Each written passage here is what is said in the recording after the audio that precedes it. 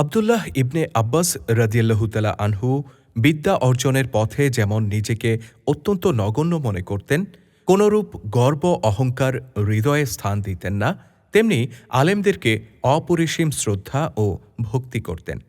খিলাফাতে রাশিদার যুগে মদিনা মুনাওয়ারার শ্রেষ্ঠতম ফিকহবিদ, বিচারশাস্ত্রের অন্যতম পারদর্শী ব্যক্তিত্ব, ইলমুল কিরায়াত ও ফারায়েজ শাস্ত্রের ইমাম এবং কাতিবে উহি বা রাসূলুল্লাহ সাল্লাল্লাহু আলাইহি ওয়াসাল্লামের উপর অবতীর্ণ কোরআন মাজিদের বাণীসমূহের সর্বপ্রথম লিপিবদ্ধকারী যায়েদ ইবনে সাবেত রাদিয়াল্লাহু তাআলা আনহুর সাথে সংঘটিত একটি ঘটনা বিশেষভাবে উল্লেখযোগ্য। একদিন যায়েদ ইবনে সাবেত তাঁর অশ্বপৃষ্ঠে আরোহণ করার জন্য প্রস্তুত। হাশেম গোত্রের এই বালক আবদুল্লাহ ইবনে আব্বাস যায়েদ ইবনে সাবেত রাদিয়াল্লাহু তাআলা আনহুর সামনে এক হাতে তাঁর ঘোড়ার লাগাম এবং অন্য হাতে পাদানি ধরে এমনভাবে দাঁড়িয়ে যান যেমন একজন ক্রীতদাস তার প্রভুর সম্মানে শ্রদ্ধা ভরে দাঁড়িয়ে থাকে।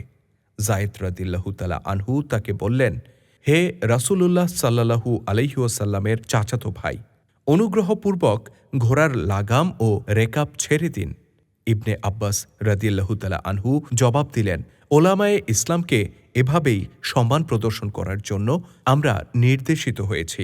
যায়েদ রাদিয়াল্লাহু তাআলা আনহু তা শোনামাত্র ইবনে আব্বাস রাদিয়াল্লাহু তাআলা আনহুকে বললেন, আপনার হাতখানা একটু দেখি। ইবনে আব্বাস রাদিয়াল্লাহু তাআলা আনহু তার উদ্দেশ্যে হাত বাড়ানো মাত্রই যায়েদ ইবনে সাবিত রাদিয়াল্লাহু তাআলা আনহু তার হাতের দিকে ঝুঁকে পড়েন ও তাকে চুম্বন দিয়ে বলেন, আমরাও আমাদের নবীর আহলে বায়েতের সদস্যদের সাথে এমনিভাবে সম্মান প্রদর্শনের জন্য আদিষ্ট হয়েছি।